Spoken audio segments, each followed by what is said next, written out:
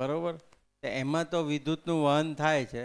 Right. જ્યારે phosphorus જેવા અવાહક છે, પ્યોર કાર્બન છે, હીરો છે, હા. તો એમાં આ વિદ્યુત કેવી રીતે વહન થઈ, વિદ્યુતનો પ્રભાવ ક્યાં જોવા મળે એમાં? હમ એટલે બે પ્રકારના જનરલી છે એ ફિઝિક્સમાં છે એ એમ કહે છે ને કે કોઈ પદાર્થ છે એ સંપૂર્ણ અવાહક નથી. સંપૂર્ણ અવાહક અવાહક નથી એમ.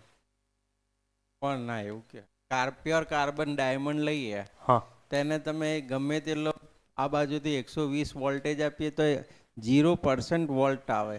હા, 0% આવે છે, હા. પણ એની ઉપર આવેશ, એ આવેશની ગતિના કારણે તૂટવો ફાટવો એ એક પ્રકારની તો શું એ શું કામ થયું એ અર્થમાં. ધારો કે લાકડું છે એ અવાહક છે, હમ. એને આપણે છે એ અમુક પ્રકારથી હાઈ વોલ્ટેજ છે એ આપણે આપીએ તો એના કારણે છે એ તૂટી જાય કે ફાટી જાય છે. તો એ શું કામ થાય છે? જો અવાહક હોય તો કોઈ અસર જ ન થાય એની ઉપર. અવાહકમાં કે વાહકમાં થાય છે શું? તો કે જ્યાં ઇલેક્ટ્રોન છે એ ઇલેક્ટ્રોન આગળ મૂવ કરે છે, જેટલા સાથે છે પરમાણુ એની આગળ છે એ હોલ્સની જે પરિકલ્પના છે એ પ્રમાણે. દર્શનમાં છે એ હોલ નથી કીધા, અને એક્ઝેક્ટલી અત્યારે મને યાદ નથી, પણ કઈ રીતના મૂવમેન્ટ થાય છે કર્મ દર્શનમાં આપ્યું છે.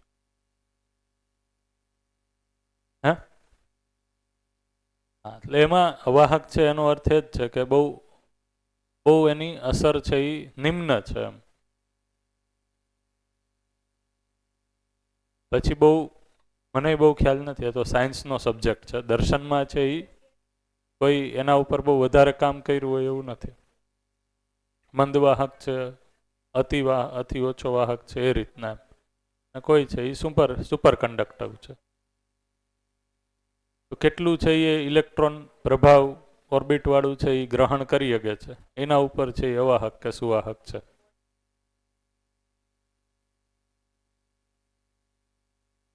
એને એનું ઓવરઓલ જે આઉટકમ છે, સંયુક્ત પ્રભાવ છે, એ સંયુક્ત પ્રભાવમાં વિદ્યુત ઓછો દેખાય છે, પણ રિયલમાં એક એક અંશ જોઈએ તો એ તો ઓલરેડી ઘૂર્ણન વર્તુળાત્મક અને કંપનાત્મક કરે જ છે. હા. તો હજી પણ જો કદાચ સાયન્સ ડેવલપ થાય તો એમાંથી પણ એ ઉર્જા તો લઈ શકે એવી સ્થિતિ તો છે જ.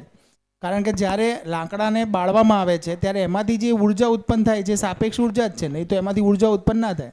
તો એકદમ. જ્યારે લાકડું એના મૂળ સ્વરૂપમાં છે, એનું દહન કરીએ, એના પછી જે કોલસો થાય જો એનું વેઇટ કરવામાં આવે તો વેઇટ ઘટી જાય છે. કોલસાનું વેઇટ ઘટી જાય લાકડા કરતાં એનું હા. દહન કર્યા પછી. તો રિયલમાં જે એટલે આપણે ઈ બરાબર ડેલ્ટા એમસી સ્ક્વેરમાં બી એવું જ છે કે દળમાં જે ફેરફાર થયો એ ક્યાં ગયો? તો ઉર્જા સ્વરૂપમાં આવ્યો. તો એના અંદર વિદ્યુત ન હોય કે તાપ ન હોય તો એ આઉટકમ એમાંથી મળે જ નહીં. પરમાણિક લેવલ ઉપર તો છે જ. તમે નાખી દો ને અહીંયાથી.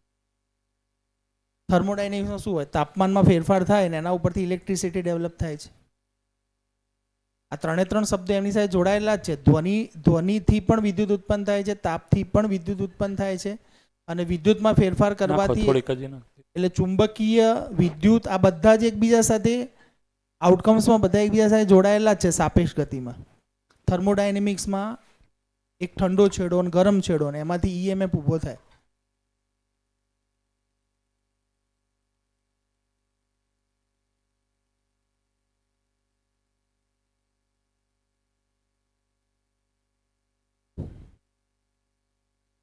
કાંઈ વાંધો નહીં, એ દર્શનનો ભાગ નથી, ટૂંકમાં એ સાયન્સમાં ખોજ થઈ ગઈ છે.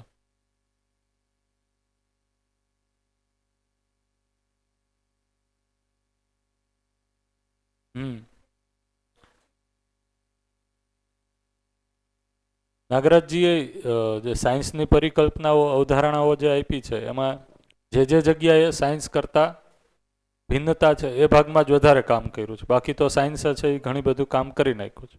એ છે એ ફરીથી પાછું એને મૂક્યું નથી. ત્યારે એ રીતના કહીએ તો યોગ્ય છે કે દર્શનની રોશનીમાં છે એ સાયન્સ છે એના અમુક સિદ્ધાંતો છે એ ફરીથી શોધપૂર્વક છે એ વ્યાખ્યાયિત કરવાના છે.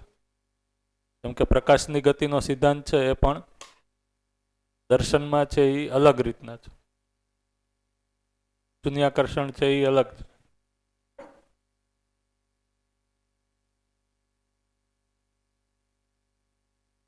રાઈટ. બીજું શું છે કે અવાહક સવાહક પછી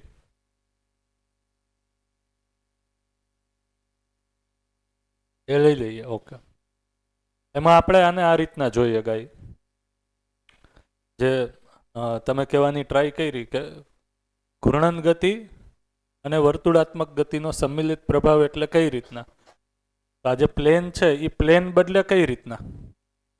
વર્તુળ ગતિ ચાલુ હોય એમાંથી પ્લેન ચેન્જ કઈ રીતના થશે, તો કોઈ એક સમયે છે આ એંગલ છે એ ચેન્જ કરશે.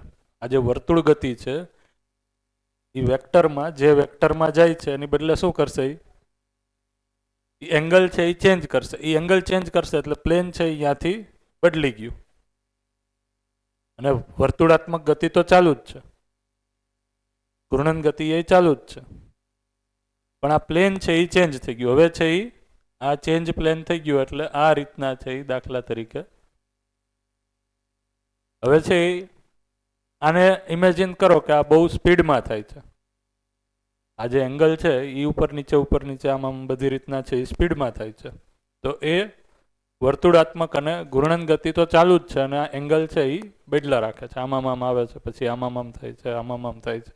એના કારણે છે એ આમ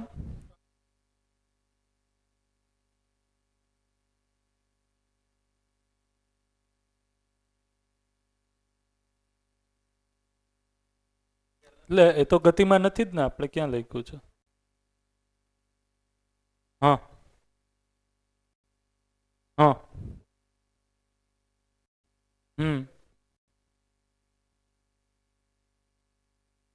બરોબર છે.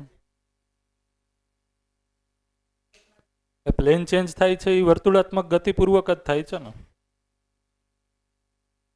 વર્તુળ છે એ દાખલા તરીકે આપણે એમ કહીએ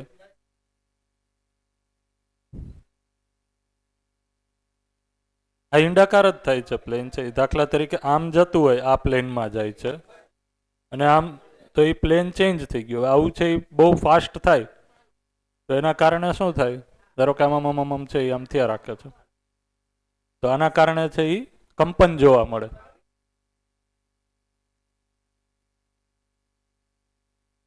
બતાવેલી છે. હા, ગ્રુપમાં રાખી દો. બરોબર છે. કંપનાત્મક ગતિને કલ્પના લેવામાં થોડુંક તો થશે.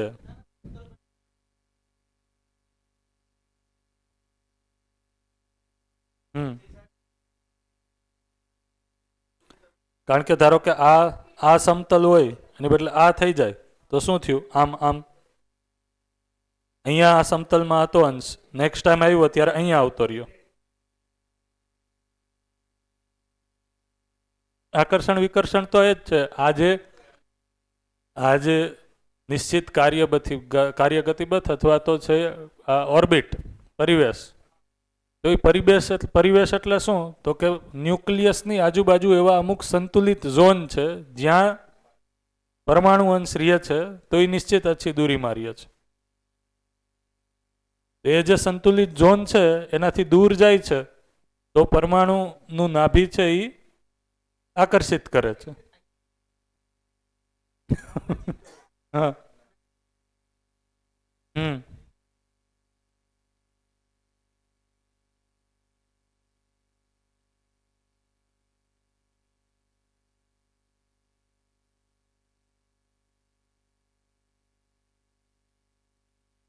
એ નજીક દૂર છે ને એ આ રીતના છે. અહીંયા દૂર છે તો જે આ બાજુ આવે છે એ નજીક આવે છે. આ નજીક આવી ગયું વધારે, તો અહીંયાથી વળી પાછું છે એ આમ દૂર મોકલું. આ વધારે દૂર જવા માંડ્યું તો ફરીથી પાછું ખેંચીને નિશ્ચિત પથ છે એમાં જાળવી રાખ્યું. માઇક લઈ લેજો.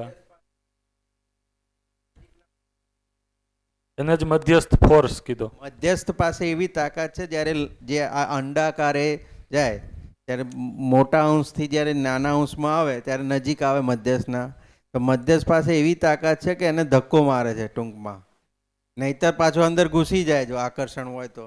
હમ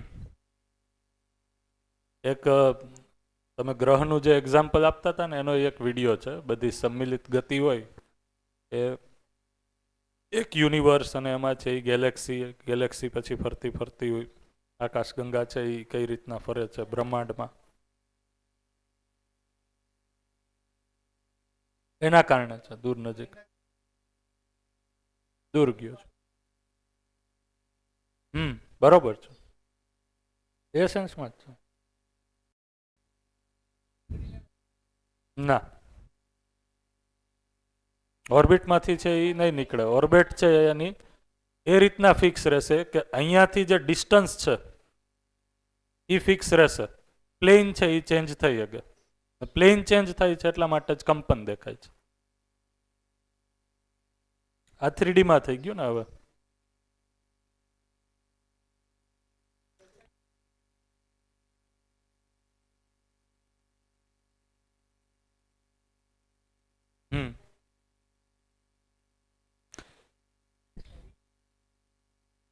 એ ડ્યુઅલ નેચર છે જ નહીં આમાં. દર્શનમાં કોઈ ડ્યુઅલ નેચર નથી કીધું. વેવ કે પાર્ટિકલ એવું નથી કીધું, એ મેટર જ છે. ડ્યુઅલ નેચર છે એ તો અત્યારે સાયન્સ છે એની અમુક થિયરી કહે છે, અમુક સ્ટ્રિંગ કહે છે. સ્ટ્રિંગ થિયરી છે એ શું કહે છે કે એ કોઈ વેવય નથી ને પાર્ટિકલ નથી, સ્ટ્રિંગ છે, એનર્જી સ્ટ્રિંગ.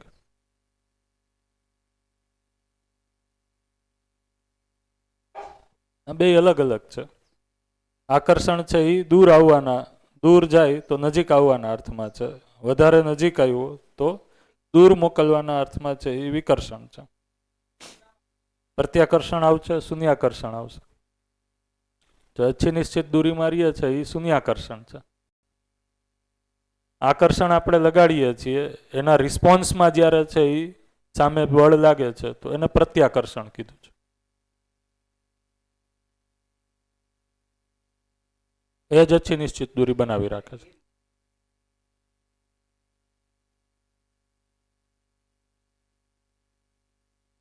અચ્છી નિશ્ચિત દૂરી છે એ બધાય રહેશે. અહીંયા રહેશે એમ કયો છો ને તો.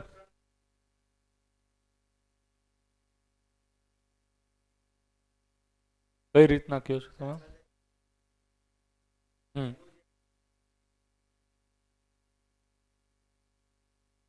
હા હા, સેમ જ છે. પણ અહીંયા મધ્યાંશમાં છે એ વધારે છે એટલે એનું બળ મોટું થઈ જાય છે એની ઉપર લગાડવા માટે. બરોબર છે. આમાં બહુ ટેન્શન લેવાની જરૂર નથી. ધીમે ધીમે જ છે એ આ વસ્તુ છે એની કલ્પના બેસશે. આની ઉપર છે એ તમે અલગ અલગ સંવાદ છે એ સંવાદમાં જોશો તો એમાં ઘણું અલગ અલગ રીતના છે એ અમુક વસ્તુ આપેલી છે. આ તો ખ્યાલ આવી ગયો ને? હા, આ તો હમણાં અત્યારે લીધું ગિરીશભાઈ, એ જ હતું, એમ બીજું કાંઈ નથી. ટૂંકમાં ભૂખ્યા પરમાણુ છે એ શું છે તો કે ભૂખા એટલે કે એને પરમાણુ અંશો પોતાનામાં જોઈએ છે, ભૂખ લાગેલી છે. હવે જેમ વધારે ભૂખ લાગેલી છે એમ અહીંયા મેં મોટા સાઇઝમાં દર્શાવ્યા છે. તો આ છે એ પોતાની અંદર 7 પરમાણુ અંશો લઈ અને તૃપ્ત થાય છે. એનાથી ઓછા, એનાથી ઓછા, એનાથી ઓછા, અને અહીંયા છે એ સ્ટેબલ સ્ટ્રક્ચર છે. એવી જ રીતના અજીર્ણ પરમાણુ છે એમાં અંશોને વિસ્થાપિત કરવાની અથવા તો બહાર મોકલવાની પ્રવૃત્તિ છે. તો એ બહાર મોકલવાની પ્રવૃત્તિ છે એ આમાં છે એ સૌથી વધારે છે. એક સાથે 7 આપી દીધા, એનાથી વધારે આપી શકે, એનાથી ઓછા, એનાથી ઓછા, એ રીતના. હા, એટલે આ મોટા છે એ સાઈઝ એની કેવડી છે એ દર્શાવવા માટે નથી, કેટલા એ અંશો મોકલે છે ને એના માટે છે. ત્યારે એ લખ્યું હતું મેં. આ મોટા છે એનો અર્થ છે એ લઈને છે એ મોટા થાય છે એવું નથી, એની ભૂખ દેખાડે છે. ના ના, કોઈ નથી, સમજવા માટે છે. ના, હા હા, દોરી. હમ લઈ વચ્ચે મળે કે ક્યાં મળે એનું કોઈ નિશ્ચિત નથી કઈ જગ્યાએ કીધું.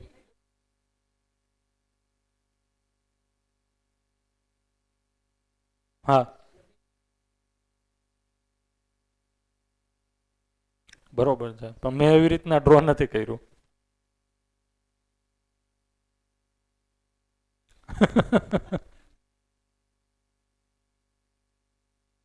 એટલે ભૂખા અને અજીર્ણ પરમાણુ છે એની અંદર બે પ્રકારની પ્રવૃત્તિ છે. અંશોને પોતાની અંદર સમાવવાની છે અને અંશોને પોતાની અંદરથી બહિર્ગમિત કરવાની છે. કેટલા અંશો બહિર્ગમિત કરે છે એના આધારે સૌથી વધારે અજીર્ણ અને સૌથી વધારે ભૂખ્યા છે. તો આ છે એ પરમાણુની સંરચના ઉપર વાત થઈ. એના પછી છે એ શ્રમ ગતિ પરિણામ સિદ્ધાંતમાં શું વાત કરી? તો કે શ્રમ ગતિ પરિણામ સિદ્ધાંત છે એ પોતાનામાં છે એ અવિભાજ્ય છે. અચ્છા, આમાં કોઈ ક્વેશ્ચન છે? બીજા કઈ ક્વેશ્ચન હતા?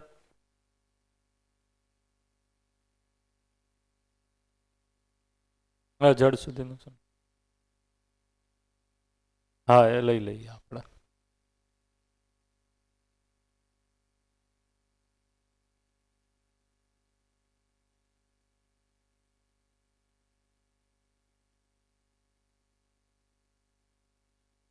પછી લઈ લઈએ, અત્યારે હું ખાલી લખું જ છું.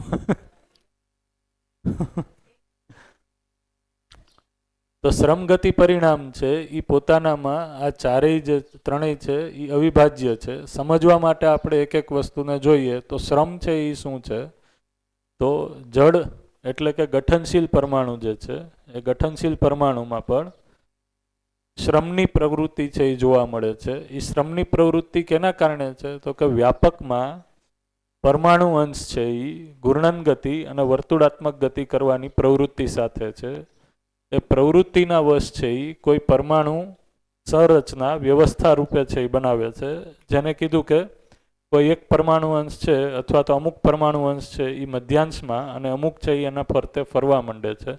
તો આ જે પ્રવૃત્તિ છે વ્યવસ્થામાં થઈ અને ગઠનશીલ પરમાણુ છે એ બનાવવી, એને છે એ મૂળ ચેષ્ટા કીધી. તો એ જે શ્રમ છે એના કારણે છે મૂળ ચેષ્ટાના કારણે શ્રમ કરવાની પ્રવૃત્તિ છે. શ્રમ ના જ નેક્સ્ટ સ્ટેપ તરીકે છે જે બે પ્રકારની ગતિ જોવા મળે છે એ ગતિ છે. શ્રમ અને ગતિના સંમિલિત પ્રભાવ સ્વરૂપે એક નિશ્ચિત છે એ ગઠન બને છે. એ ગઠન જળવાઈ રહે છે એટલા માટે એને કીધું પરિણામ. પરિણામ અને ગતિપૂર્વક છે એ ફરીથી પાછો શ્રમ થાય છે અથવા તો શ્રમ કન્ટિન્યુ જ રહે છે અને એ શ્રમપૂર્વક છે એ ફરીથી ગતિ. આ રીતના છે એ આ 120 પ્રજાતિના પરમાણુઓ છે એમાં પ્રસ્થાપન વિસ્થાપન શ્રમ ગતિ અને પરિણામપૂર્વક જ થઈ અને અલગ અલગ પ્રકારના પરમાણુઓ પ્રજાતિના પરમાણુ જોવા મળે છે. અહીંયા જે કીધું એ એક અંશ એટલે ત્યારે લખ્યો ત્યારે કીધું તું બરોબર, પણ જો મિસઅન્ડરસ્ટેન્ડિંગ થતી હોય તો એક અંદર એક બાર, બે અંદર બે બાર, ત્રણ અંદર ત્રણ બાર, એ રીતના છે એ 120 અંદર 120 બાર, એ જ રીતના છે એ આ સમજવાનું છે. રાઈટ? હા હા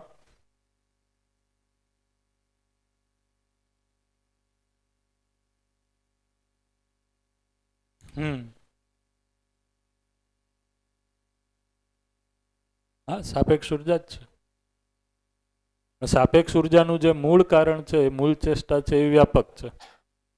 એટલે એ રીતના છે એ આ 120 પ્રજાતિના પરમાણુ છે આ થયું ગઠનશીલ પરમાણુઓ કઈ રીતના બન્યા.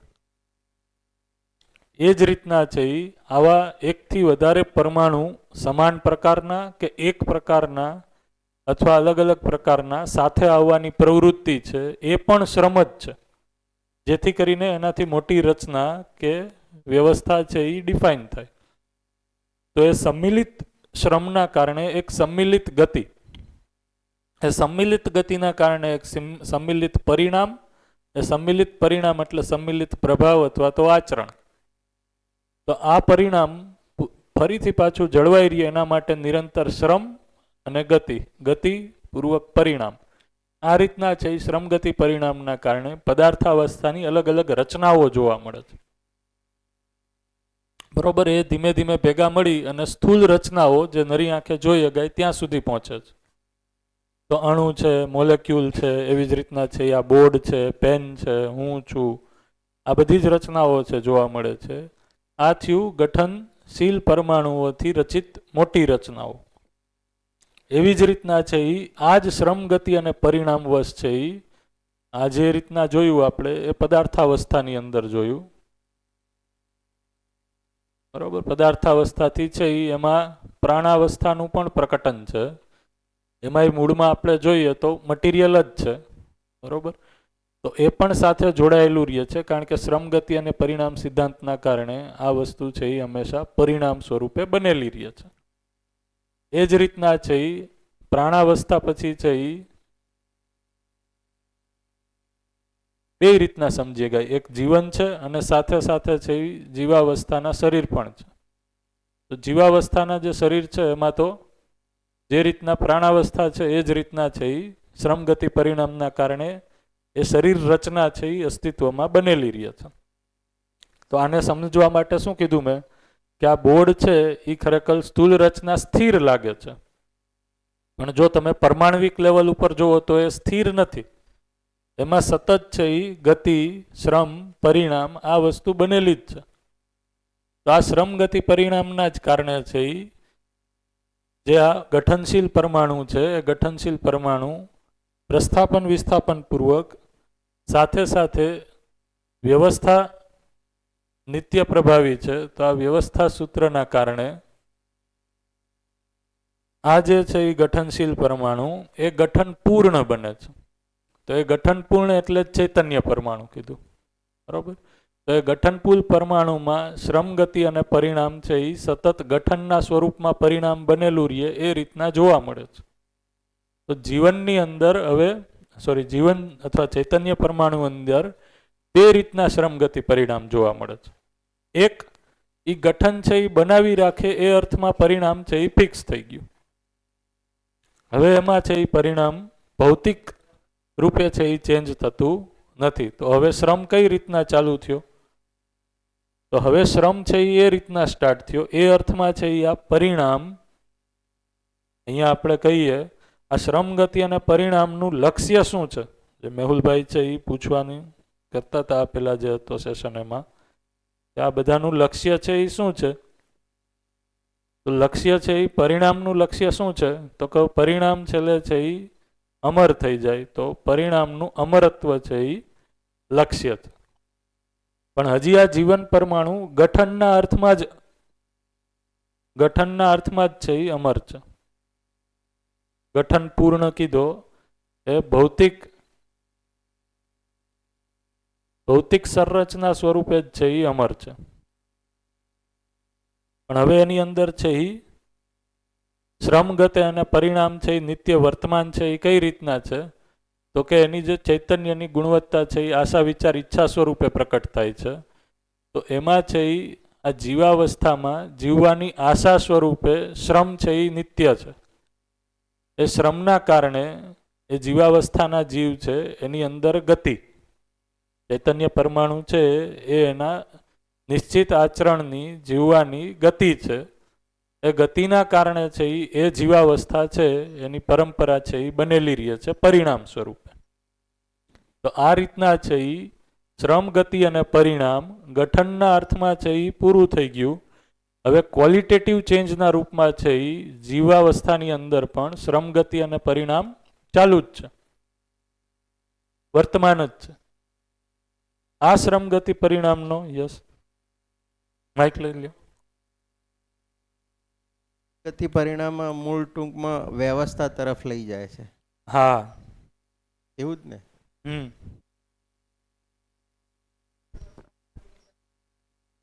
તો શ્રમ ગતિ પરિણામનું છેલ્લું સ્વરૂપ વિશ્રામ બી આવી શકે?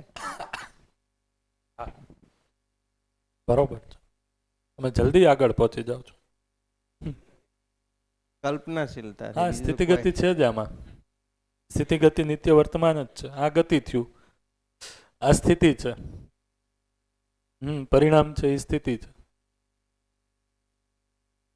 એ શ્રમ છે એ એક અર્થમાં તો ગતિના માટે જ છે. એટલે શ્રમ અને ગતિ બે છે એ જો સ્થિતિ ગતિમાં ડિવાઈડ કરો તો ગતિ જ રહેશે. જ્યાં સુધી પરિણામ છે એ નેક્સ્ટ શ્રમ માટેની તૈયારી કરે છે. હા એવું કહી શકાય? હા જ્યાં સુધી પરિણામ સ્વરૂપ છે એ નેક્સ્ટ શ્રમ માટેની તૈયારી કરે છે. શ્રમ અને ગતિને બેને ગતિના અર્થમાં લઈ શકો. જો બે જ પાર્ટમાં ડિવાઈડ કરવું હોય તો પરિણામ છે એ તો સ્થિતિના સ્વરૂપે છે જ. કારણ કે અમે સ્થિતિ ગતિ અવિભાજ્ય છે, શ્રમ ગતિ પરિણામ એ અવિભાજ્ય જ છે. સમજવા માટે છે એ આપણે અલગ અલગ રીતના રહી શકીએ. કારણ કે શ્રમ જોવો તમે તો એની અંદર ગતિ જોવા મળે છે. ગતિમાં તો ગતિ જોવા મળે જ છે. શ્રમ થાય છે તો શું થાય છે? આગળની સ્થિતિ છે એ જોવા મળે છે, એને કીધું ગતિ. ગતિ પરિણામની અંદર છે એ સ્થિતિ એમનેમ બનેલી રહી છે.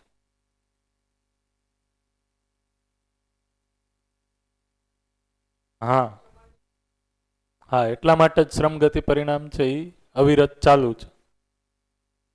તો જીવાવસ્થાની અંદર આ રીતના ગઠનની છે એ ગઠન પૂર્ણતાના અર્થમાં પરિણામનું અમરત્વ એટલે કે પરિણામનું લક્ષ્ય છે એ મળી ગયું.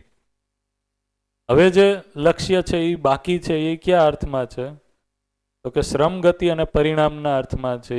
આ ગઠન પૂર્ણ પરમાણુ છે એની અંદર શ્રમ જે તમે કહેતા હતા એ પ્રમાણે જે ખાલી જીવવાની આશા સુધી લિમિટેડ હતો એ હવે એનાથી અંદરની જે સ્થિતિ છે, એનાથી ઉપરની સ્થિતિ છે, વિચાર અને ઈચ્છા તરફ છે એ અનુગમન કરે છે જીવાવસ્થાની અંદર.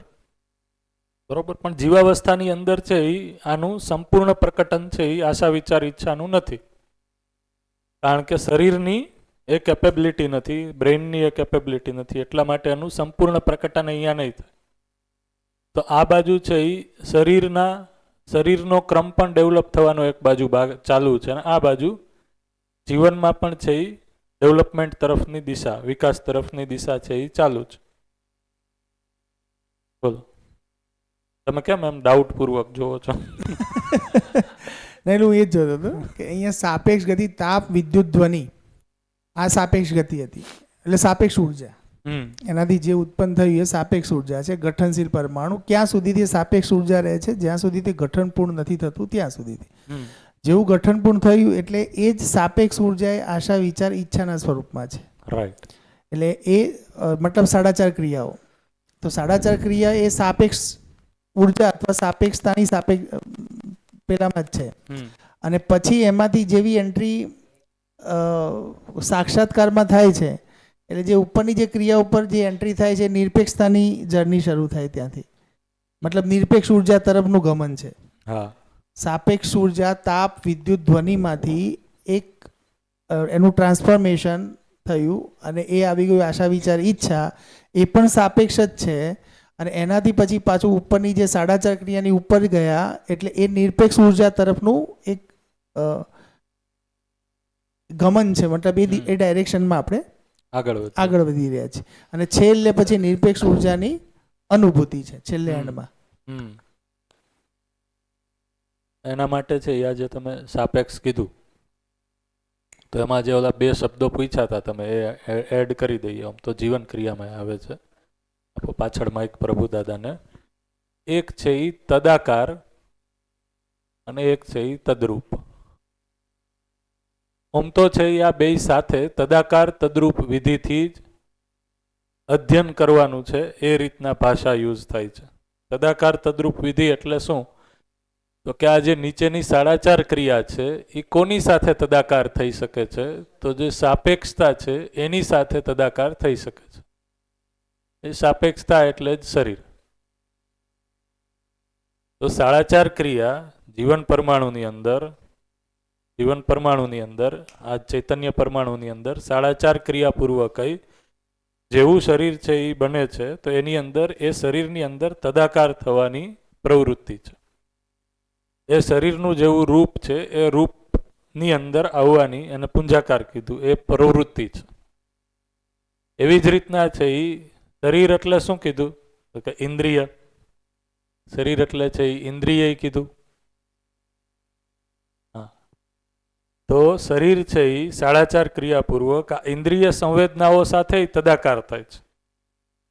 એ તદાકાર હોવાના કારણે છે એ ઇઝીલી જે ઇન્દ્રિય સંવેદનાઓ છે એનું રીડિંગ કે વાંચન છે એ બહુ સરળતાથી છે એ પેરેલલ પ્રોસેસિંગની જેમ કરી શકે છે. રાઈટ. ધારો કે આપણે છે એ બહુ વિચાર આવતા હોય કે મારે ગુલાબ જાંબુ ખાવા છે, તો આપણે છે એ ગુલાબ જાંબુમાં તદાકાર તદ્રુપ થઈ ગયા છીએ એમ કહેવાય. તદાકાર તદ્રુપ થઈ ગયા છીએ કઈ રીતના? તો કે ઇન્દ્રિય સંવેદના છે એ સતત એનું જે રૂપ છે, એનો જે આકાર છે એની ઉપર ધ્યાન છે. તો જેની ઉપર તમે તદાકાર તદ્રુપ થઈ જાઓ છો એ વસ્તુ મળે છે. શું કામ? કારણ કે 4.5 ક્રિયા છે એ શરીરને કહે કે હાલ અને જે મીઠાઈની દુકાન હોય અહીંયાથી છે એ ગુલાબ જાંબુ લઈ આવો. તો જેની ઉપર છે એ તદાકાર અને તદ્રુપ થયા એ વસ્તુ છે એ જીવનની અંદર તૃપ્તિ સ્વરૂપે મળે છે. તદ એટલે છે એ તદ એટલે કીધું વાસ્તવિકતા, સચ્ચાઈ અને એના આકારમય થવું. અહીંયા તદરૂપ છે. આ તદ એટલે છે એ વાસ્તવિકતા જ છે. હા, એ આકાર જ થશે. રૂપમય થઈ છે અહીંયા. તો અહીંયા રૂપ એટલે છે એ જે 4.5 ક્રિયામાં આપણે એ રીતના કહી શકીએ કે જે PHL છે, જે PHL છે એ છે એ મેઇનલી ઓળખાય છે કોના પ્રધાન? તો કે રૂપ પ્રધાન એની ઓળખાણ છે. ઇન્દ્રિય એટલે બધી ઇન્દ્રિય પ્રધાન છે એ ઇન્દ્રિયની ઓળખાણ છે. રૂપ એટલે ખાલી દેખાવ અથવા તો આકારના રૂપમાં નહીં, પણ ખાવાની વસ્તુ છે એની પ્રધાનતા એની ઇન્દ્રિય સંવેદનાઓની તૃપ્તિના આધારે છે. એનો જે શેપ કેવો છે એના આધારે નથી. તો 4.5 ક્રિયામાં જે એ ભાગ છે જે ઇન્દ્રિય સંવેદનાઓની જે સાર્થકતા છે એટલું પકડે છે એ તદ્રૂપના અર્થમાં છે. તો ભૌતિક વસ્તુ સાથે તદ્રૂપ થવાની વાત છે. એવી જ રીતના છે એ તદાકાર છે એ વાસ્તવિકતા જે છે. તો વાસ્તવિકતા એટલે ભૌતિક વસ્તુમાંથી જે વાસ્તવિકતા સ્વભાવ ધર્મના અર્થમાં છે એના રૂપ થવું. સ્વભાવ ધર્મ ઉપર છે એ મારું સતત ચિંતન ચાલે છે, ધ્યાન છે, વિચાર છે. હા, તો એ આકાર. તો એ આકાર એટલે એકચ્યુઅલમાં આકાર નથી, સૂક્ષ્મ છે એ તદાકાર થયું. હા, એ રીતના જનરલી છે એ મેં ડિફરન્સ ઓમ ક્યાંય એ રીતના જોયો નથી. આ તો મેં મારી રીતના સમજ્યું છે. દર્શનમાં છે એ જનરલી તદાકાર અને તદ્રૂપ વિધિ એ રીતના સાથે યુઝ થાય છે. વ્યાખ્યા બેયની અલગ અલગ છે અને એ આ જ રીતના છે. તદ એટલે વાસ્તવિકતા, વાસ્તવિકતાઓના આકારમાં અથવા તો એના મય થઈ શકવું, એમાં ડૂબી જવું. જ્યારે જેમાં છે એ આપણે ડૂબી જઈએ છીએ તો એ વાસ્તવિકતાના રૂપ આપણે થઈ જઈએ છીએ. હા, એરિયો માઇક પાછળ તદાકાર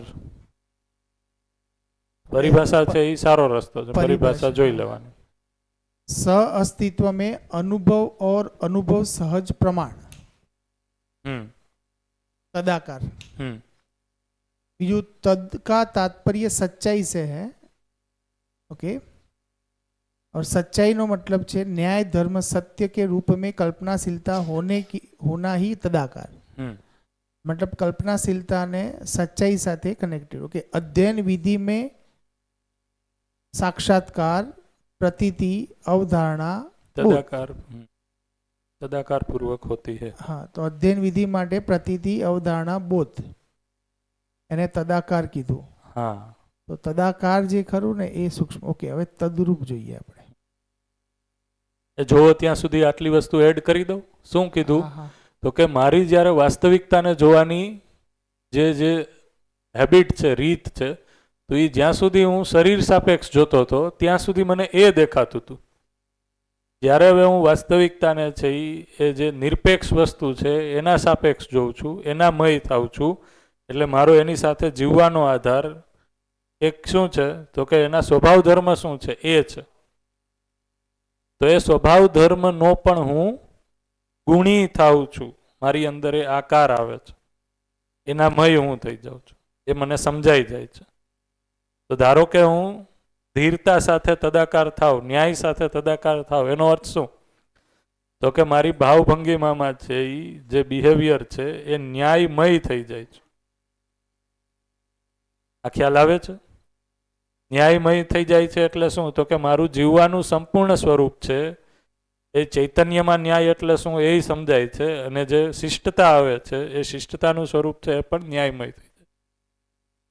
ન સમજાય તો કાંઈ બહુ છે એ હેવી લેવાની જરૂર નથી, બરોબર? આ ધીમે ધીમે જ છે એ સમજાશે. તદ્રુપ અનુભવ અધ્યયન પ્રમાણ બિંદુ શિબિરમાં છે એ તદાકાર તદ્રુપ કોઈ ડિસ્કસ નથી કરતું. हाँ तद्रुप अनुभव प्रमाण में ओतप्रोत जीवन એટલે મને આ બંને વ્યાખ્યા વાંચીને એવું લાગ્યું કે તદ્રુપ એ વધુ સૂક્ષ્મ છે, કારણ કે તદ્રુપ એ અનુભવ પ્રમાણ મેં ઓતપ્રોત અનુભવ જીવન. મૂલક છે. અનુભવ પ્રમાણ મેં ઓતપ્રોત જીવન એટલે અનુભવ મૂલક થઈ ગયું. તો તદ્રુપ એ વધુ સૂક્ષ્મ થયું, તદાકાર ને કલ્પનાશીલતામાં ઓતપ્રોત. બે વચ્ચે ડિફરન્સ શું થયો તો તમે કહો? તદાકાર ને કલ્પનાશીલતા સાથે છે અને તદ્રુપ ને અંદર અનુભવ, મતલબ અનુભવ પ્રમાણ મેં ઓતપ્રોત. એટલે ઓતપ્રોત ક્યારે થયું હોય? જ્યારે અનુભવ પ્રાપ્ત થઈ ગયા પછી. તમે હમણાં પ્રમાણ કહ્યું, એટલે અનુભવ છે. હા, તમે કહ્યું અનુભવ મૂલક. એટલે અનુભવ મૂલક પછીની સ્થિતિ તદ્રુપ, અને અનુભવ તરફ ગામીની સ્થિતિમાં તદાકાર. મતલબ એમાં કલ્પનાશીલતા વિશેની વાત છે. તદાકાર વ્યાખ્યા છે એ બે રીતના છે, એટલે એ રીતના જ લઈ શકીએ આપણે. અનુભવ મૂલક છે ને અમુક વ્યાખ્યા છે એ અનુભવ ગામી છે, બરોબર છે. કલ્પનાશીલતા હોના ही तदाकार है. ન્યાય ધર્મ સત્ય પ્રમાણે કલ્પનાશીલતા થવી એ જ તદાકાર છે. મતલબ એ રીતના બરોબર છે. બે વચ્ચે છે એ હવે ડિફરન્સ ગોતો. હા હા.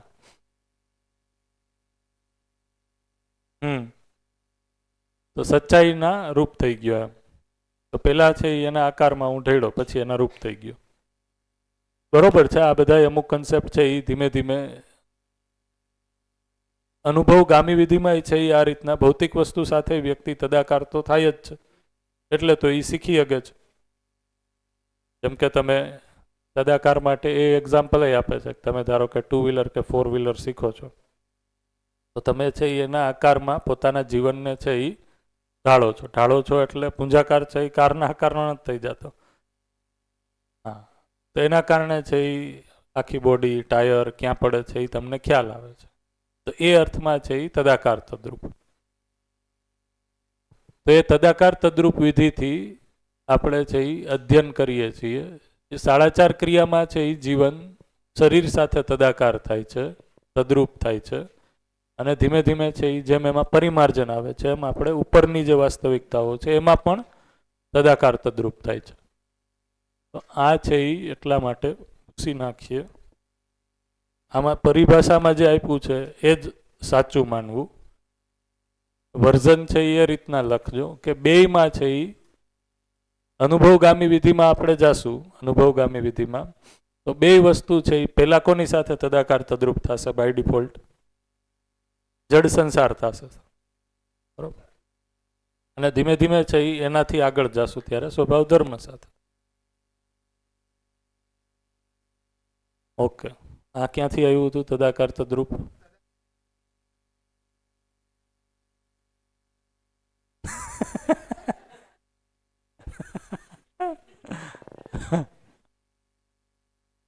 બરોબર છે.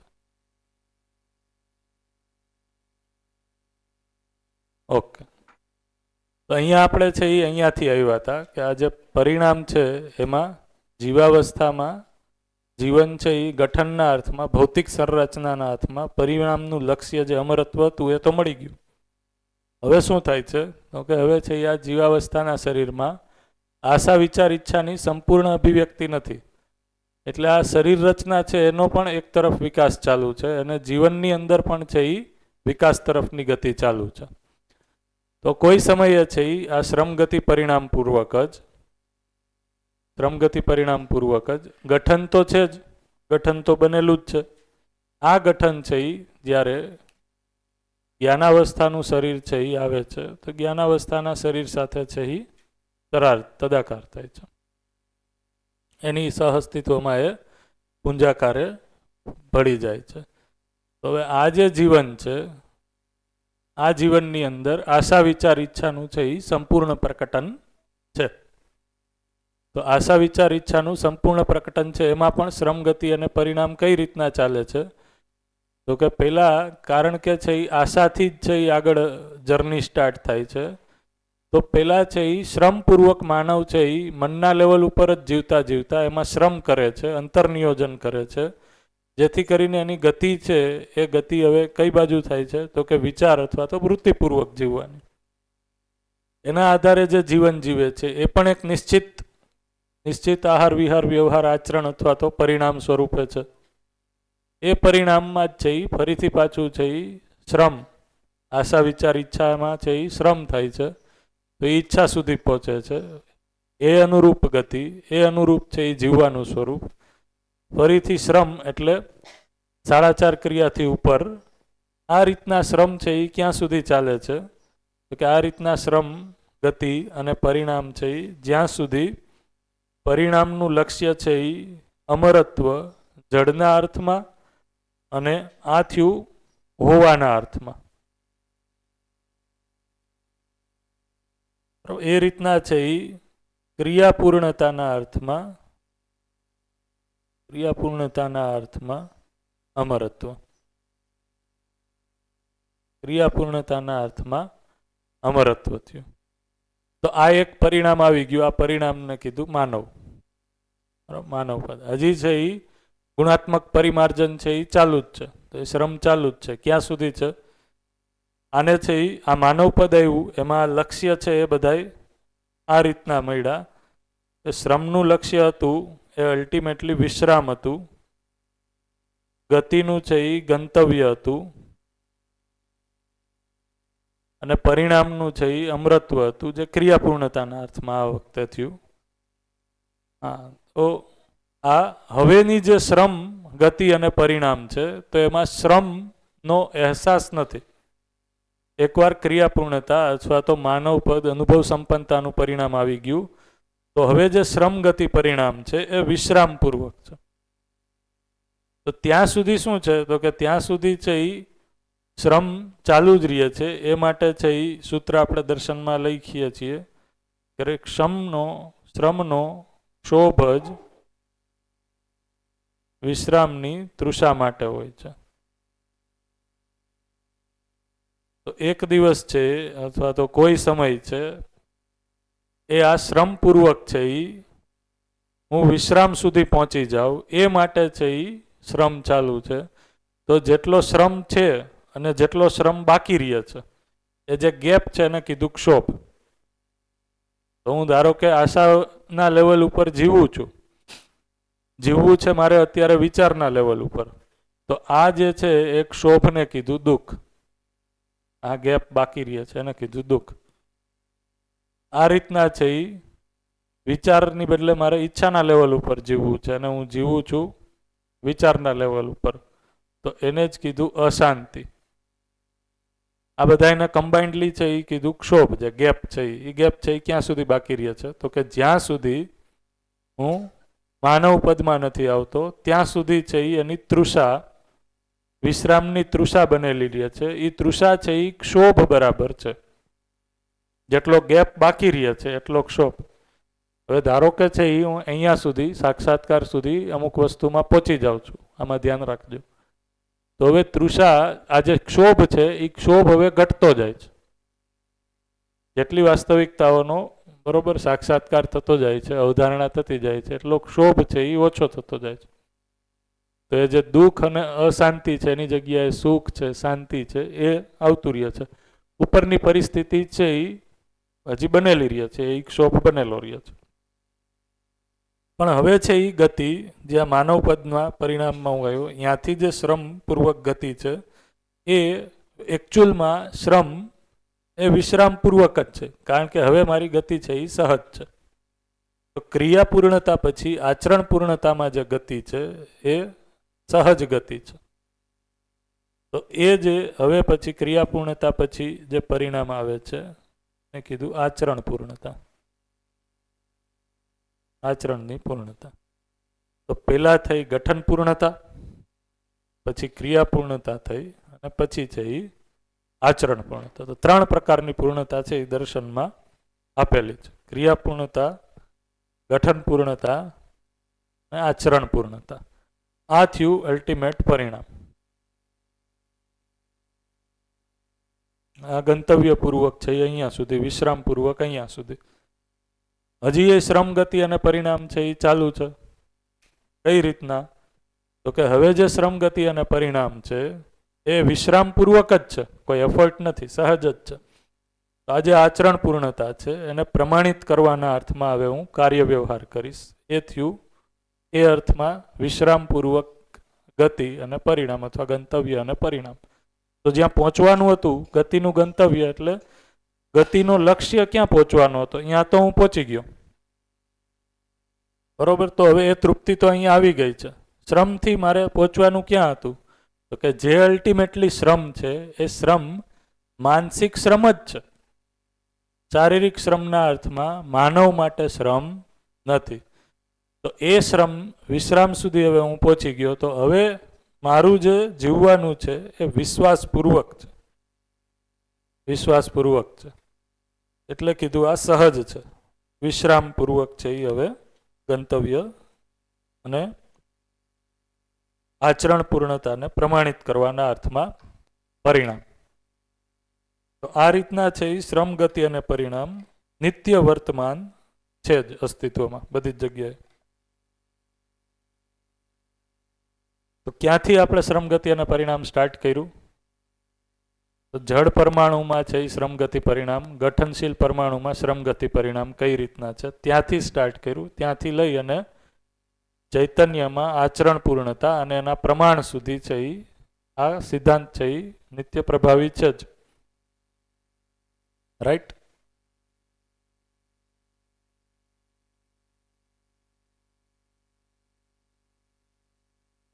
હા, માનવ પદ પછી સહજ. તો જો આપણે સમજવા માટે ખાલી નામ દેવા હોય તો એમ કહેવાય કે હવે શ્રમ, ગતિ, પરિણામની બદલે વિશ્રામ, ગંતવ્ય અને અમરત્વપૂર્વક છે એ ચાલે છે. આચરણ પૂર્ણતા. આમાં આપણે બોલો. નાગરાજજીએ વાત કરી છે ને કે 3 વસ્તુ આવી ગઈ, અસ્તિત્વ, સહઅસ્તિત્વ. એટલે આખું શ્રમ, ગતિ, પરિણામ અસ્તિત્વ, સહઅસ્તિત્વ એ બેઝ ઉપર એ નિયમ પ્રમાણે ચાલી જાય છે. રાઈટ. અને એમાંથી પછી વિકાસ, ક્રમ અને વિકાસ છે. એટલે ત્યાં ગઠન પૂર્ણતા આવી ગઈ. ગઠન પૂર્ણતા. અને પછી જાગૃતિ, ક્રમ ને જાગૃતિ છે. તો ત્યાં ક્રિયા પૂર્ણતા અને પછી આચરણ પૂર્ણતા. રાઈટ. જાગૃતિની પરંપરા એ આચરણ પૂર્ણતા. હા. અને જાગૃતિ, ક્રિયા પૂર્ણ થવી એ મતલબ પહેલું પ્રોસેસ થશે જીવનમાં ક્રિયા પૂર્ણતા, બીજી પ્રોસેસ થશે પરંપરા.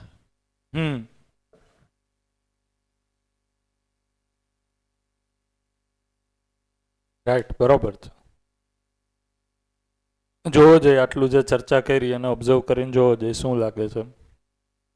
કોઈ જગ્યાએ કોઈ પ્રશ્ન રહી જતો હોય, કોઈ વસ્તુ ન સમજાતી હોય, કોઈ ડાઉટ હોય,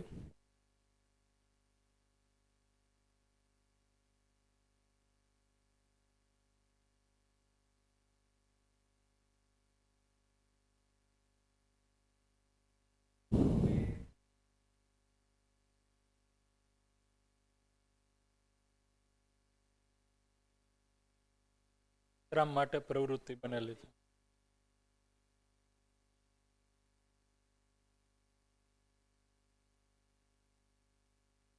ગતિ પૂરી થઈ જવી, ગતિનો છે લક્ષ્ય હાસિલ થઈ. ગતિ હું શું કામ કરું છું?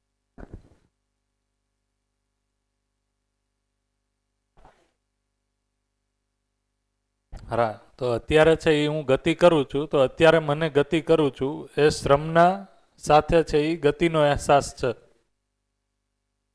ભૌતિક રીતના હું જે ગતિ કરું છું, જીવન ક્રિયાના અર્થમાં છે એ આશા, વિચાર, ઈચ્છા સ્વરૂપેનું અંતર્નિયોજનના રૂપમાં હું ગતિ કરું છું. તો આ બે ગતિનો છે એ મારી અંદર અહેસાસ છે.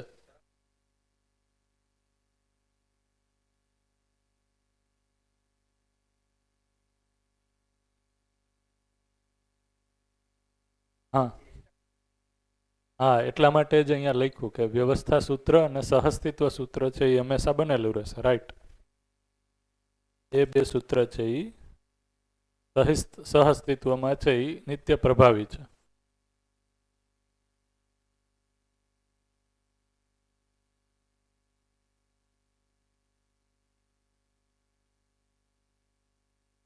હા,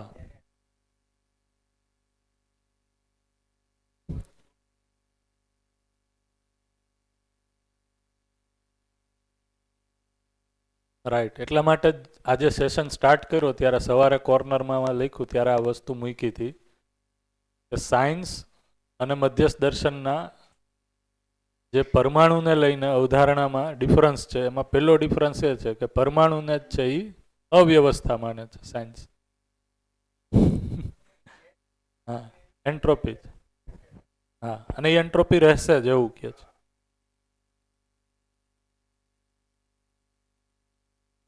હા, માઇક લ્યો તમે, માઇક.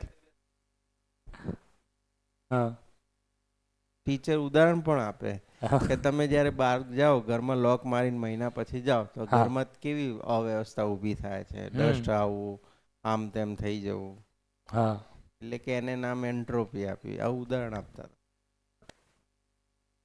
અહીંયા જોઈએ છે તો બધું જ ઠેકાણા થવા બધું થઈ રહ્યું છે. હા. કારણ કે માનવની અંદર પ્યાસ છે એ હવે ધારો કે આ અસ્તવ્યસ્ત છે તો એ શાંત અસ્તવ્યસ્ત જોઈને છે એ માનવને પ્યાસ બુજાય છે, ના એ સહજ સ્વીકાર થાય છે ના. નહીં. તો અહીંયા પ્રશ્ન થાય કે શું અસ્તિત્વની ડિઝાઇન એવી હશે કે જે માણસની છે એ પ્યાસ હંમેશા બનેલી રહે, દુઃખ હંમેશા બનેલું રહે, ક્ષોભ હંમેશા બનેલો રહે?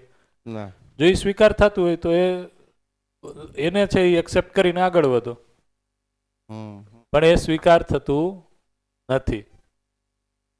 જે વ્યક્તિ એ રસ્તા ઉપર ચાલે છે એને છે એ ક્યારેક આપણે એકલામાં પૂછીએ કે ભાઈ ઈચ્છા શું છે, આ જે સ્થિતિ છે એ સ્થિતિમાં બનેલી રહેવાની ઈચ્છા છે તો એમ જ કહેશે કે ના, એ ઈચ્છા નથી. એમ શું કામ છે એવું કહે છે કે હા, નથી કહેતું કે હા તો એ તો ઈચ્છા છે જ, એમ આ અસ્તવ્યસ્તતામાં હું બનેલો રહું એવી ઈચ્છા છે, સમાધાનિત ન થાવ, વ્યવસ્થિત ન થાવ એવી ઈચ્છા છે એવું નથી કહેતા. કે છે એ લેડીઝ છે એ ઘરમાં, ઘર છે એ અસ્તવ્યસ્ત હોય તો એ જોઈને છે એ પ્રસન્ન થાય છે. સરસ. આજ તો આકાંક્ષા હતી, ચીર આકાંક્ષા આજ હતી કે ઘર આવું થઈ જાય, એવું થાય છે. વાત સાચી. હું જ્યારે કપબોર્ડમાંથી કપડાં લઉં ને, એક શર્ટ આમથી આમ થઈ જાય ને તો હલી જાય. પણ મારી મારી મારી પોતાની ચાહના તો એવી ના હોય કે ભાઈ કપડાં અસ્તવ્યસ્ત ના થઈ જાય. હા, બરોબર છે. તો એવી ચાહના નથી, પણ યોગ્યતાના અભાવમાં ભ્રમવશ કરું છું ઈ જ. કોઈ આગા પાછું થઈ. હા. તો માનવની એ નેચરલી ચાહના છે એ જે એન્ટ્રોપીનો સિદ્ધાંત આપે છે અથવા વિજ્ઞાન છે અને આપણે પૂછીએ તો માનવની ચાહના છે, ચાહના સ્વરૂપે. ચાહના ઉપર ધ્યાન દઈએ તો ચાહના તો એ છે જ નહીં, પણ એ ચાહના નથી જોતું. શું જોવે છે? અત્યારની જે યોગ્યતા છે એ જોવે છે. ભાવેશભાઈને પાછળ આપો માઈક. આજે ક્યાં હતા? આખો દિવસ અમે તમને યાદ કરતા હતા. હા, મેં કીધું કાલે છે એ સમજાણું અને આજે છે એ ગાયબ થઈ ગયા, એવું થયું. જે વ્યવસ્થાની વાત કરી ભૌતિક, તો એમાં શું છે કે એ પરમાણુ, ભૌતિક પરમાણુની વાત છે, અને મધ્યસ્થમાં જે બધું વ્યવસ્થિત કરવાની વાત છે એ આપણા ભૌતિકના સિવાયની વાત છે, જે આપણે વિચાર, ઈચ્છા અથવા મન ઉપર વાત છે. એટલે આઈ થિંક અલગ પડે છે, કેમ કે પરમાણુ જે વૈજ્ઞાનિક તરીકે વાત કરે છે એ ભૌતિક પરમાણુની વાત છે. રાઈટ.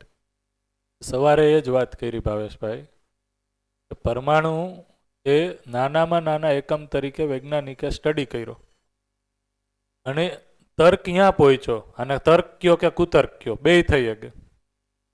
જો તર્ક છે એ માણસ પાસે વિજ્ઞાન વિધિના કારણે આવી ગયો. હવે એ તર્કને છે એ કઈ દિશામાં યુઝ કરવો, યુટિલાઇઝ કરવો, એ માણસમાં નક્કી કઈ રીતના થશે? એનું ગાઈડન્સ છે એ કોણ આપે છે? વિવેક આપે છે. નવો શબ્દ આવ્યો, આજે વ્યાખ્યાયિત નહીં કરી, બરોબર? તો વિવેક પૂર્વક વિજ્ઞાન, વિવેક સંમત તર્ક હશે તો એ તર્કનો સદુપયોગ થશે. સવારે આજે એ વાત કરી કે વિજ્ઞાને છે એ આ ઓબ્ઝર્વેશન તો લીધું, પણ આ ઓબ્ઝર્વેશન છે એ પરમાણુનું પહેલાં તો આવેશિત ગતિમાં લીધું. તો પરમાણુ છે એ આવેશિત ગતિમાં હોવાથી એ જેવું છે એવું તો ઓબ્ઝર્વેશન નહીં આવે. ભાવેશભાઈ છે એ ઘરે ગુસ્સે થયા હોય અને હું છે એ બેલ મારી ત્યારે જાઉં અને હું એને જોઈને આવું, પછી મારું નિષ્કર્ષ શું નીકળે એને લઈને? નિષ્કર્ષ મારો નિષ્કર્ષ એ નીકળે કે ભાવેશભાઈ તો ગુસ્સાવાળા છે, એ હંમેશા ગુસ્સે રહે છે. રાઈટ? પણ આ છે એ આવેશિત ગતિમાં મેં એનું અધ્યયન કર્યું. તો પહેલી છે એ મિસ્ટેક એ થઈ કે એક તો મેં એને આવેશિત ગતિમાં ઓબ્ઝર્વ કર્યો. બીજી મિસ્ટેક એ થઈ કે એ પરમાણુ જે ભૌતિક વસ્તુ હતી એ ભૌતિક વસ્તુમાં જે ઓબ્ઝર્વેશન આવ્યું એ ઓબ્ઝર્વેશનને મેં એક્સટેન્ડ કર્યું માનવના જીવન સુધી. કે ભાઈ માનવ છે એ પણ ભૌતિક રાસાયણિક વસ્તુ જ વ્યાખ્યાયિત થાય છે સાયન્સ પ્રમાણે. બ્રેઇન છે એ ભૌતિક રાસાયણિક વસ્તુ છે. જે પણ ઈચ્છા વિચાર આશા છે એ કોણ કરે છે? બ્રેઇન કરે છે. વિજ્ઞાનવાળાને પૂછો MBBSમાં શું ભણાવે છે? બ્રેઇન છે એની અંદર આશા વિચાર ઈચ્છા છે એ કોઈ ખૂણામાં છે એ જન્મે છે. તો એ જે એક્સપ્રેશન છે એ પણ કારણ કે એ જેનાથી બનેલું છે બિલ્ડિંગ બ્લોક એનું પરમાણુ એ પોતાનામાં છે એ અસ્તવ્યસ્ત હોવાથી, અવ્યવસ્થિત હોવાથી, એન્ટ્રોપિયામાં હોવાથી, અવ્યવસ્થામાં ગતિ હોવાથી એનાથી રચિત હરેક રચનાઓ છે એમાં અવ્યવસ્થા રહેશે જ. એટલા માટે તારણ એમ કાઢ્યું કે માણસ છે એ કોઈ દિવસ સુખી થઈ શકે નહીં. સુખ અને દુઃખ છે એ તો જીવનનો ભાગ રહેશે જ. તો એક ઓબ્ઝર્વેશન અને એ ઓબ્ઝર્વેશનને આપણે સ્ટ્રેસ કર્યું ત્યાં સુધી તો એનું આઉટકમ ક્યાં સુધી આવ્યું? એ આઉટકમ છે એ અત્યારે દુનિયામાં તમને જોવા મળે છે એનું ફલન.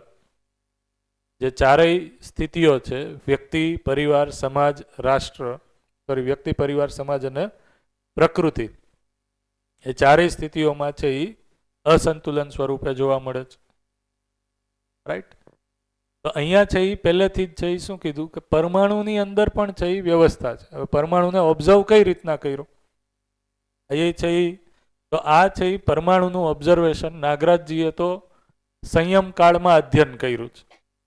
તો જીવન છે એ કોઈ આવેશિત ગતિમાં નથી, જીવન છે એ સ્વભાવ ગતિમાં છે અને ત્યારે છે એ એને પરમાણુ દેખાય છે. એ આપણે એકાદ દિવસ યાત્રા છે એ કાલ અને પરમ દિવસ બાકી છે એમાં લેશું. પણ એ પરમાણુ જ્યારે જોવે છે તો એ પરમાણુમાં આ સંપૂર્ણ એના રીડિંગ આવે છે કે એમાં આ ગતિ છે એ વ્યવસ્થાના સ્વરૂપમાં છે. હરેક પરમાણુ અંશ છે એ વ્યવસ્થા બનાવવામાં માગે છે. એ રીતના છે એ પરમાણુ છે એ એક નાનામાં નાની ઇકાઈ તરીકે વ્યવસ્થાને જ પ્રકટ કરે છે. તો અસ્તિત્વ સમગ્રમાં ત્યાંથી લઈ અને અનંત બ્રહ્માંડ ગેલેક્સી છે એમાં કોઈ અસ્તવ્યસ્તતા નથી. એટલા માટે છે એ નાગરાજજીએ સૂત્ર એવું આપ્યું કે અસ્તિત્વ સ્થિર છે અને જાગૃતિ છે એ નિશ્ચિત છે. અહીંયા એને લખી નાખું શું? અસ્તિત્વ સ્થિર છે અને જાગૃતિ નિશ્ચિત છે. હા, એટલે જ આજ જોવું પડશે, નહીતર શું થશે? દુઃખી થાવું. હા, આજ જ થઈ જવાનું છે. એટલે તો અધ્યયન બિંદુ શિબિર છે. તમે અધ્યયન બિંદુ શિબિર પૂરી કરો ત્યાં સુધી 5-10 જણાને તો છે એ સાક્ષાત્કાર થવો જોઈએ, નહીતર બીજો પાઠ કેવી રીતના કરશું આપણે? એના માટે તદાકાર તદ્રુપ વિધિ જ છે. એટલે હવે કાલે આપણે છે એ અધ્યયન પ્રક્રિયા ઉપર થોડી ચર્ચા કરવાના છે કે અધ્યયન પ્રક્રિયા, અધ્યયન કરવાનું છે એની વિધિ શું છે. તો એકવાર નાગરાજજીની સાથે સંવાદ ચાલતો હતો. તો સંવાદમાં છે એ કોઈ વ્યક્તિ એને મળવા આવ્યો તો એણે જે રીતના એનું જે આ સહઅસ્તિત્વ દર્શન જ્ઞાન છે એને એની સામે મૂક્યું. એ વ્યક્તિએ કીધું કે તમે બહુ આશાવાદી છો. આ રીતના જુઓ, કારણ કે બધા જ વ્યક્તિ છે એ સુખી થવા માગે છે. અસ્તિત્વ સમગ્ર છે એ વ્યવસ્થાનું સ્વરૂપ છે. હરેક વ્યક્તિ છે એ ન્યાયનો યાચક છે, સાચું કરવા માગે છે. નાગરાજજીએ એવું કીધું કે તે નિરાશાવાદી થઈ અને શું કાઢી લીધું એમ. તો એકચ્યુઅલમાં આપણી પાસે એકવાર છે હું કોલેજમાં વાત કરતો હતો, બહુ વર્ષો પહેલાની વાત છે. તો એક છોકરો છે એ થોડોક કંઈક વાંચેલું હશે. BCSM 1માં હતો. આ બધી વાત કરતા હતા. આ કાંઈ વાત નહોતી, પણ એક લેક્ચર આવે અમે તો એ લેક્ચર લેતા હતા. તો સત્ય ઉપર કંઈક વાત આવી તો એણે એવું કીધું, આ માન્યતા અત્યારે પ્રચલિત છે, there is always a perception. એમ પરસેપ્શન અલગ તો તમારું સત્ય અલગ. શું બોલે છે exactly? Truth is perceptive, something like એવું કાંઈક છે. અલગ અલગ છે. એ કે તમે આ કયો છો એ બરોબર છે કે એ તમારું પરસેપ્શન છે, તમને મુબારક કે. તો તમને કોઈક આવું કહે તો તમે શું કહેશો?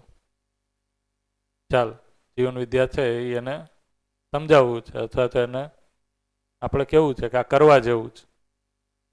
બધું કહેવાના અંતે એવું કહી દે કે આ તો ઠીક છે, બરોબર છે, તમારું પરસેપ્શન છે. સત્ય છે એ તો બધાનું ભિન્ન ભિન્ન હોઈ શકે.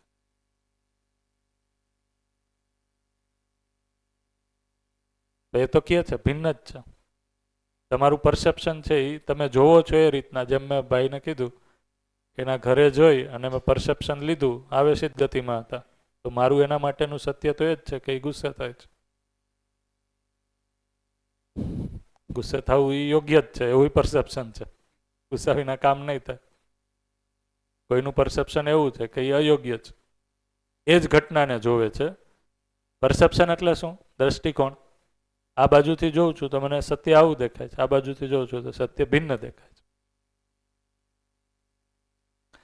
સદાકાર, તદ્રૂપ ને ન્યાય, ધર્મ, સત્ય અને બધા શબ્દો છે એ નાગરાજજી એટલા માટે યુઝ કર્યા છે કે કોઈ પણ પરસેપ્શનથી જોવે, સત્ય છે એ કોઈ જગ્યાએથી બાકી ન રહે જોવાનું. જનરલી દર્શનમાં છે એ 4-5 વસ્તુ જ છે એ સમજાવી છે. એ 4-5 વસ્તુને સમજાવવા ઘણા અલગ અલગ દિશાકોણથી છે એને શબ્દ પ્રયોજન કરીને સમજાવ્યું છે. કઈ રીતના સમજાવશો? તો જ્યારે હું સમજાવતો હતો ત્યારે મારી પાસે કોઈ જવાબ નહોતો. બહુ શરૂઆતનો સમય હતો. તો પછી મેં તો સ્વીકારી લીધું, આ બરોબર છે, કાંઈ વાંધો નહીં, તમે છે આ રીતના આગળ વધો. તો એકચ્યુઅલમાં છે એ ધીમે ધીમે ધ્યાન ગયું તો વાત છે એ અહીંયાથી મૂકી ગયા આપણે પ્રસ્તાવપૂર્વક જ. સ્વીકાર ન કરવું એ તો વ્યક્તિ ઉપર જ છે કે સ્વીકાર કરવું. કારણ કે આને કાલે આપણે લખ્યું હતું, અહીંયા છે એ કોઈ આવેશ છે, આશા બંધનમાં છે ત્યારે આવેશ અથવા તો આસક્તિ. અહીંયા છે એ હઠ છે, અહીંયા છે એ અભિમાન છે. તો જ્યારે કોઈ વ્યક્તિ છે એ પોતાના વિચારને શ્રેષ્ઠ માની લે છે, સ્વવિચારને જ શ્રેષ્ઠ માની લે છે, એની અંદર એ હઠ જોવા મળે છે કે એમાં હું કોઈ ચેન્જ કરવા નહીં માંગુ એમ. તો ચેન્જ કરવા નહીં માંગુ કારણ કે એ મનના લેવલથી તો ઉપર જીવે છે, બરોબર, જ્યારે આ વાત કરે છે ત્યારે. પણ વિચારના લેવલ ઉપર છે એ અમુક વસ્તુ એને સ્વીકારેલી છે અને એ ચેન્જ કરવા માંગતું નથી. એને જ કીધું વિચાર બંધન, સ્વવિચારને શ્રેષ્ઠ માની લેવું. તો એ હઠપૂર્વક છે એ કે દેર ઇઝ ઓલવેઝ અ પરસેપ્શન કરીને બેસી જશે. પૂરું, શું કરવું હવે? ઘણા લોકો એવા હોય એ પરિચય શિબિર કરે, પરિચય પછી પાછી પરિચય કરે, પાછી પરિચય કરે, અધ્યયન બિંદુ કરે, અધ્યયન કરે, ગમે એ કરે, કાંઈ ફેર જ ન પડે. બરાબર, બોલો. હા હા, બરોબર, રાઈટ. તો કનૈયાભાઈએ કીધું એમ ઓપ્શન શું છે? તો કે પહેલાં તો હું એનાથી છે એ એના વિચારથી પ્રભાવિત ન થાવ, અને હું છે એને પ્રસ્તાવ આપું કે મને તો આમ ઠીક લાગે છે અને આ રીતના હું જીવું છું તો મારી સુખાકારીમાં વધારો થાય છે, જોવા મળે છે મને. જેવું છે એમાં 1-2 સ્ટેપ 3 અંદર ગયા, એને કીધું કન્વિન્સ કરવું. થોડાક દિવસ પહેલા કે બીજા જ દિવસે કીધું હતું કે ઘરમાં એટલા માટે કન્વિન્સિંગ નહીં. કન્વિન્સિંગ છે એ ઘરની અંદર વિધિ નથી ચાલતી. કઈ વિધિ ચાલે છે? આચરણ ને પ્રસ્તાવની વિધિ, બરોબર. તો સંવાદ છે એ ક્યારે સફળ થાય છે? જ્યારે સામેવાળી વ્યક્તિ તમારી શ્રેષ્ઠતાને જોઈ શકે છે, ત્યારે એ સંવાદ કરવા માગે જ છે, બેસે જ છે, બરોબર. જે નથી તો એ કોઈ આ હઠની અંદર બનેલું છે કે ઈચ્છા એટલે પોતાના ચિત્રણોને પોતાના ચિત્રણોને છે એ ઠીક માનવા. ચિત્રણ એટલે શું? તો કે પોતાની કાર્ય યોજના છે એ જ શ્રેષ્ઠ છે. આ કાર્ય યોજના પૂર્વક જ છે એ અનુભવ સંપન્નતા સુધી પહોંચી શકાશે. બરોબર? આ કાર્ય યોજના પૂર્વક જ છે એ સુખી થઈ શકાશે. આ કાર્ય યોજના પૂર્વક જ છે એમાં ફરવા જવાય. આ કાર્ય યોજના પૂર્વક જ છે આ વસ્તુ લેવાય. તો સ્વચિત્રણોને શ્રેષ્ઠ માની લેવા એ ઈચ્છા બંધન છે, એ વિચાર બંધનથી ઉપરનું લેવલ છે. અચ્છા, ખૂબીની વાત એ છે આવેશના લેવલ ઉપર જીવતો વ્યક્તિ છે એ ભૌતિક જગતમાં છે કોઈ ખાસ સિદ્ધિ છે એ હાંસલ કરી શકતો નથી. જે વ્યક્તિ વધારે ક્રોધિત થઈ જાય છે, આવેશમાં છે, આવેશ છે એ ચડાવેશ સ્વરૂપે કીધા છે, કામ, ક્રોધ, લોભ, મોહ, મદ, માત્સર્ય. જે આ આવેશના સ્વરૂપમાં જ છે એ પોતે રહે છે, તો એ છે એ ભૌતિક જગતમાં, સુવિધાના જગતમાં પણ છે એ કોઈ સિદ્ધિ અથવા તો કંઈ મેળવી શકતા નથી. ઘણીવાર આપણે આવા વ્યક્તિને જોતા હોય કે એની સ્થિતિ જોઈને આપણને દયા આવે. વાતાવરણ છે, શ્રેષ્ઠ લોકો વચ્ચે છે, કન્ટેન્ટ ઉપલબ્ધ છે, પણ એની ગ્રાહ્યતા જ નથી. તો શું થાય છે? તો કે એ મનના લેવલ ઉપર જ જીવે છે, આશા બંધન ઉપર છે. તો કે ઇન્દ્રિય સંવેદનાઓને કઈ રીતના પૂરી કરવું એ પહેલાં મને કહો, ત્યાં સુધી હું કાંઈ વિચારવા જ માગતો નથી. બરાબર? એને કીધું ઉપરની સ્થિતિ, વિચારવા જ માગતો નથી. તો એ છે એ આસક્તિ છે ઇન્દ્રિયમાં, મારી આવેશ છે. એનાથી આગળની સ્થિતિ છે એ વિચાર બંધનવાળાની તો છે. એ આગળ તો જે 10મા બોર્ડ 12માના બોર્ડમાં છે એ જ્યાં આસક્તિઓ છે એને સાઈડમાં રાખી અને વિચારના લેવલ ઉપર એ જીવે છે કે હું મહેનત કરી લઉં, કાંઈક સ્થિતિ છે એ આગળ થશે, તો એમાં રિઝલ્ટ લઈ આવે છે. પણ જીવે છે તો ક્યાં? હજી બરોબર ચર્ચા ચાલે છે ને? આ ચર્ચા કરું છું આને છે એ ચાલુ કરીએ, પણ મેં સમય જોયો કે સમય છે એ બ્રેક પછી રાખીએ તો આ બરોબર રહેશે, એટલે હું આ વસ્તુ ધ્યાનમાં આવી તો એને મૂકી દીધી. તો એ છે એ શું થાય છે? તો કે એ વિચાર બંધનમાં તો છે, એટલે એ કોઈ પ્રોગ્રામ છે એને પોતાના વિચાર છે એને શ્રેષ્ઠ માને છે. પ્રોગ્રામ નહીં, સોરી, કઈ રીતના સુખી થવું એ માટેના પોતાના વિચાર છે એને શ્રેષ્ઠ માને છે. તો એ હઠમાં તો છે. આવો વ્યક્તિ છે એ વૈચારિક રીતના છે એ ઉપર નહીં ઉઠી શકે. ઇન્દ્રિય સંવેદનાઓની તૃપ્તિ, સુવિધાની તૃપ્તિ છે એ થઈ શકશે, પણ જીવનનો હેતુ છે એ એનાથી આગળનો છે, નિરંતર સુખનો છે, એના માટેનું વ્યવસ્થામાં પ્રાવધાન છે એ નહીં જોઈએ.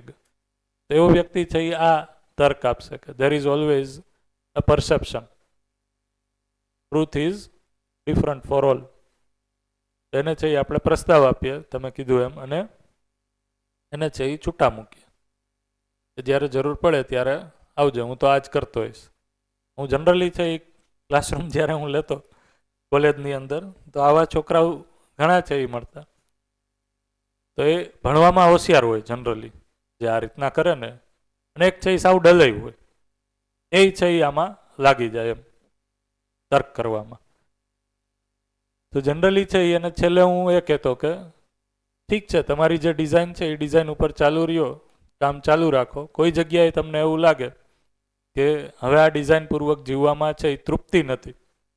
મારો સ્ટુડન્ટ છે અત્યારે, હું જનરલી ઘણીવાર એક્ઝામ્પલ આપતો હોય, આઈટી કંપનીમાં છે એ છેલ્લા સેમેસ્ટર પછી જે પ્લેસ થઈ ગયો, જે એને પેકેજ ને એ બધું જોતું હતું એ બધું થઈ ગયું. સૌથી પહેલાં મારી યાર વાત કરે ને એટલે જીવન વિદ્યા છે એ સાહેબ તમે કરો છો ને બરોબર નથી.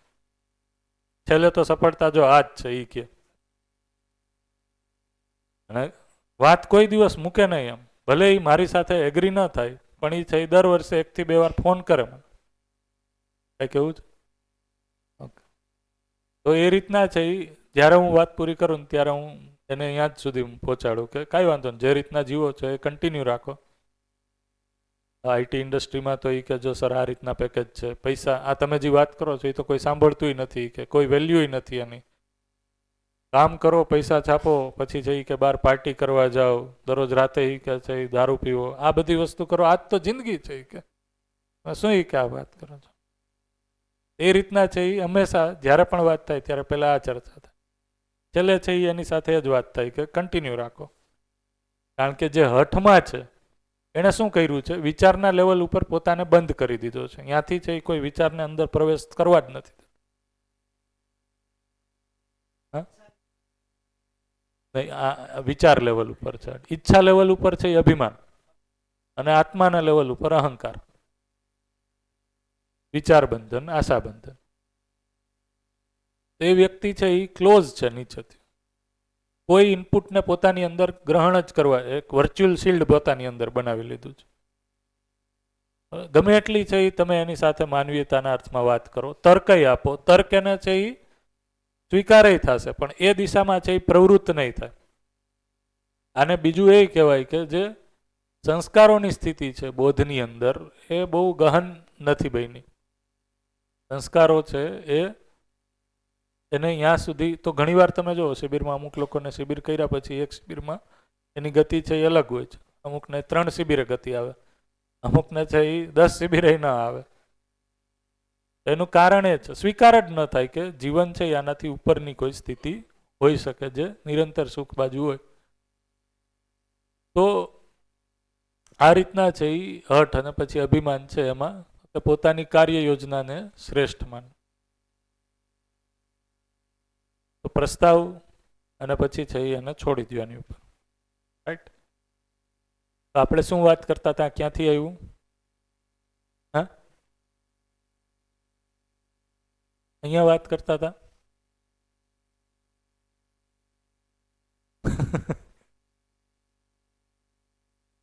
આવ્યું. અહીંયાથી છે એ આપણે નિયતિ વિધિ શું છે એ જોઈએ. રાઈટ?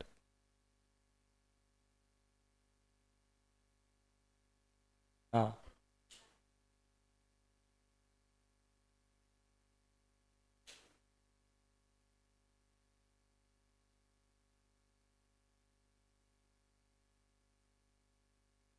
હા, સારું.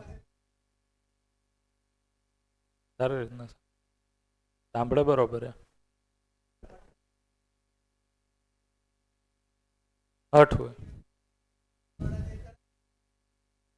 હા, ઓપન થાય. શું કહો છો ગિરીશભાઈ? સતીશભાઈ, સોરી. તો અહીંયા સુધી રાખીએ. અહીંયાથી છે એ આપણે શ્રમગતિ પરિણામને છે એ આજે ચર્ચા કરશું. રાઈટ? બ્રેકનો ટાઈમ થઈ ગયો છે કે વાર છે? 4:30 બ્રેક હોય છે. અહીંયા સુધી રાખીએ.